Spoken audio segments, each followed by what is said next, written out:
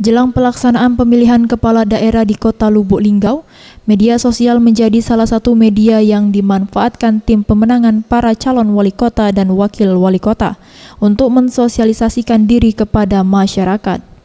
Namun di balik bermanfaatnya media sosial untuk meningkatkan popularitas para kandidat, tak sedikit adanya oknum yang tak bertanggung jawab memanfaatkan media dunia maya ini untuk menyerang bahkan menjelekkan salah satu paslon dengan berita bohong. Mengantisipasi terjadinya kampanye hitam di media sosial, pihak Polres Lubuk Linggau telah membentuk tim cyber patrol untuk mengawasi pengguna medsos saat jalannya tahapan kampanye pilkada di Kota Lubuk Linggau.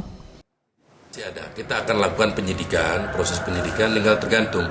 Kalau melalui akun resmi, berarti kita kenakan undang-undang pemilu. Tapi kalau akun yang tidak resmi, berarti kita gunakan undang-undang tentang IT.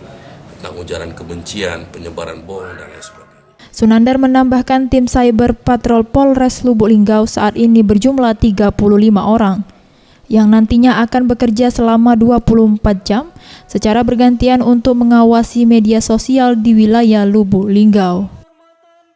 Tim Liputan Sriwijaya TV.